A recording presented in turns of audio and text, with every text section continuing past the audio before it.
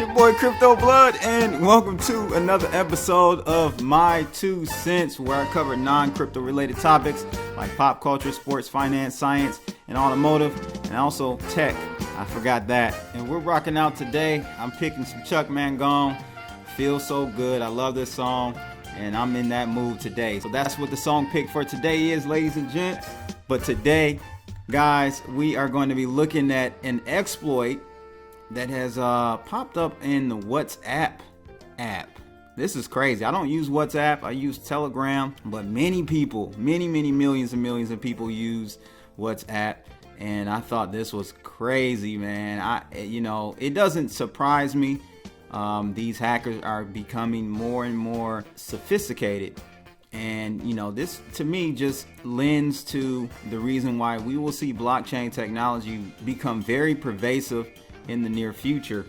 I think blockchain technology could mitigate some of these issues. What's becoming more and more common, especially out of China, are what's called supply chain hacks. And so I'll explain what those types of hacks are.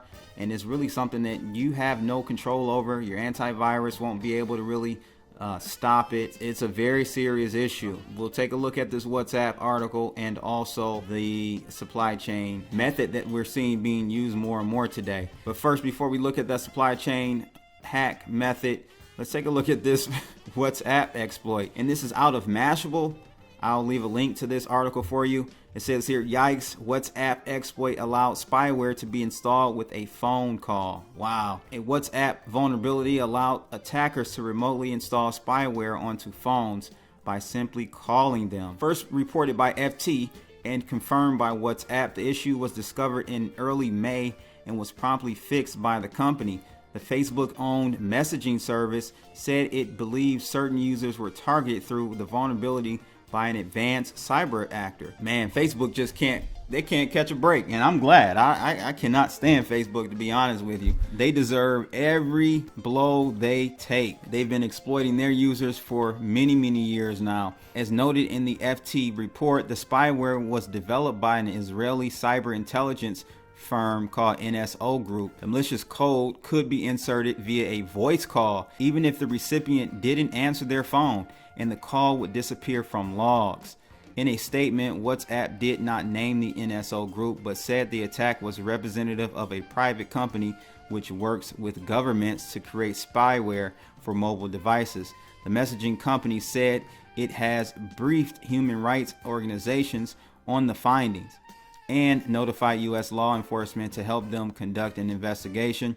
WhatsApp said it made changes to its infrastructure last week to prevent the attack from happening and issued an update for its app. A spokesperson from WhatsApp said that WhatsApp encourages people to upgrade to the latest version of our app, as well as keep their mobile operating system up to date to protect against potential targeted exploits designed to compromise information stored on the mobile devices. They also said that we are constantly working alongside industry partners to provide the latest security enhancements to help protect our users.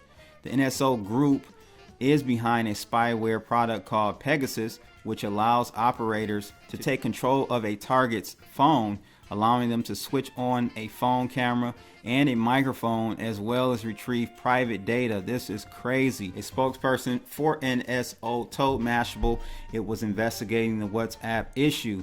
NSO's technology is licensed to authorized government agencies for the sole purpose of fighting crime and terror. Do you hear that, guys?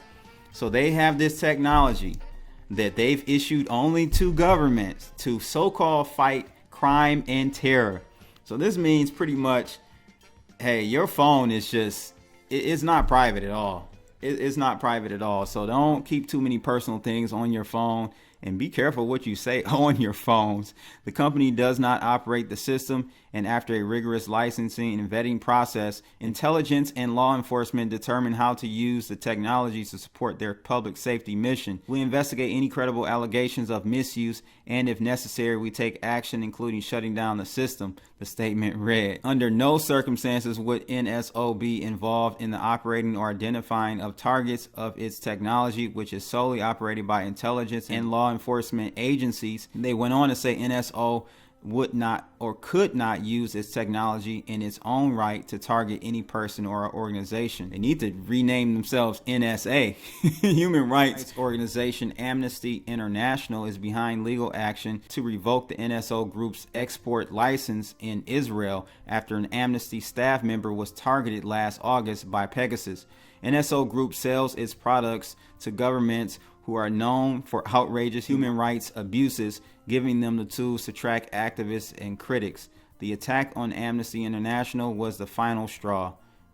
Wow, this is crazy, people. I don't know if you guys knew about this, but I definitely wanted to bring this to your attention. We think that Facebook is bad. This is on the level of like what Ed Snowden revealed about the PRISM program with the NSA. This is huge, people. This is really big.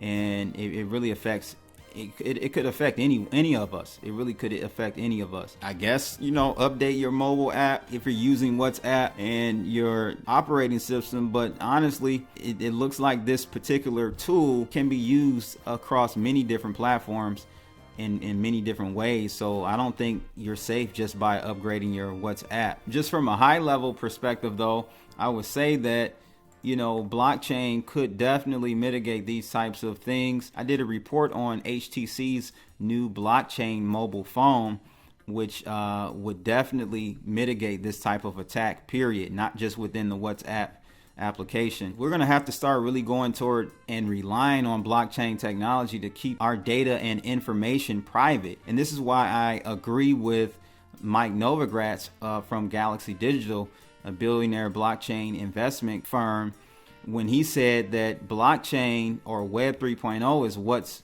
really going to be most important, not necessarily Bitcoin itself.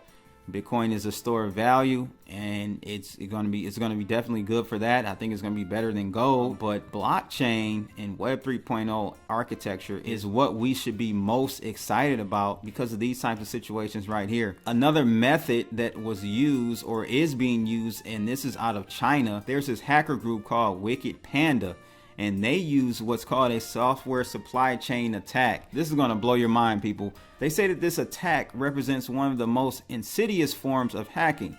By breaking into a developer's network and hiding malicious code within apps and software updates that users trust, supply chain hijackers can smuggle their malware onto hundreds of thousands or millions of computers in a single operation without the slightest sign of foul play. Now, what appears to be a single group of hackers has managed to trick repeatedly, going on a devastating supply chain hacking spree and becoming more advanced and stealthy as they go.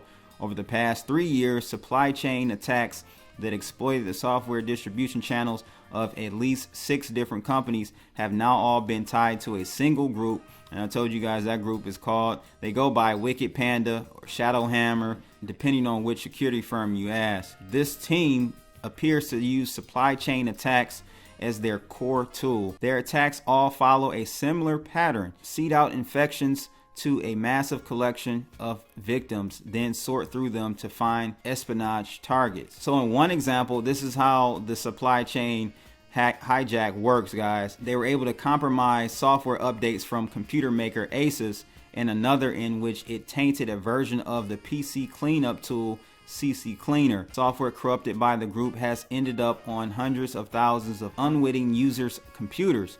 In those cases and others, the hijackers could have easily unleashed unprecedented mayhem. They compare the potential of those cases to the software supply chain hack that was used to launch the NotPetya cyber attack in 2017. In that case, a Russian hacker group hijacked updates for a piece of Ukrainian accounting software to seed out destructive worms and cause a record-breaking $10 billion in damage to companies around the world. So far, it looks like the group seems to focus on spying rather than destruction. When they abuse this mechanism, they're undermining trust in the core foundational mechanisms for verifying the integrity of your system.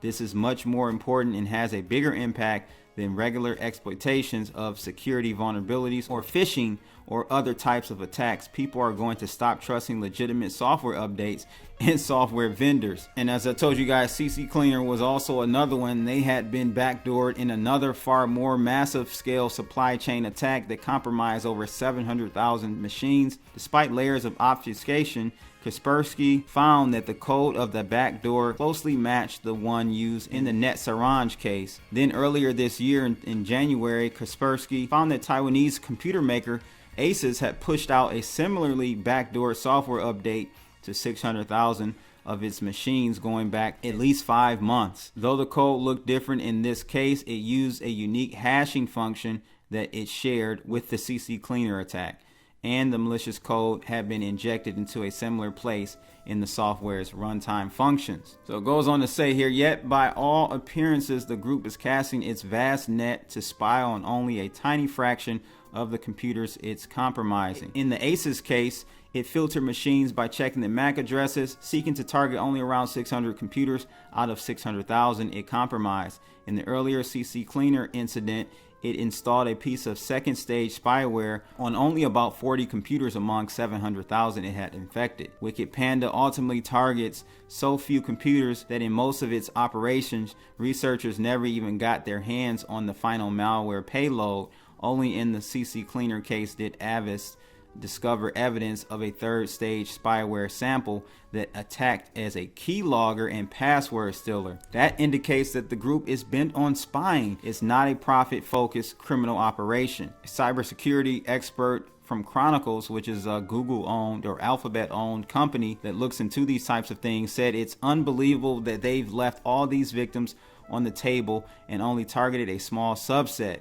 The operational restraint they must carry with them has to be the highest quality. It's not clear, the article says, exactly how the Wicked Panda hackers are breaching all the companies whose software they hijack, but Kaspersky guesses that in some cases one supply chain attack enables another.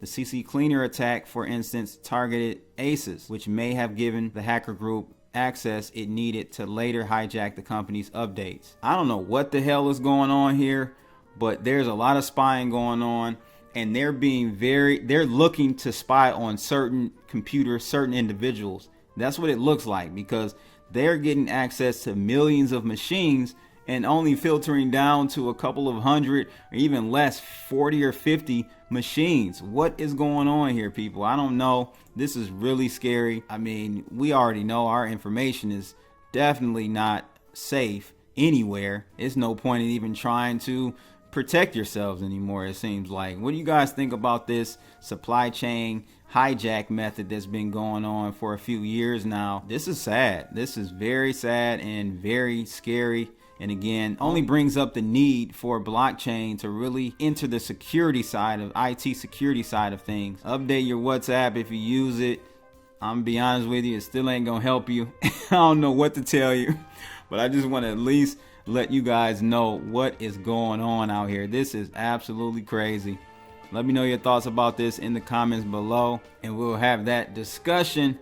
That's pretty much it though for today, ladies and gents. Thank you for watching another episode of My 2 Cents. We're rocking out to that Chuck Man Gone, boy. I love this. This is some good music. Feels so good. Yes, it does.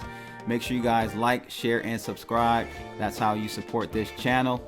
And that's it for today, ladies and gents. I am out of here. Holla!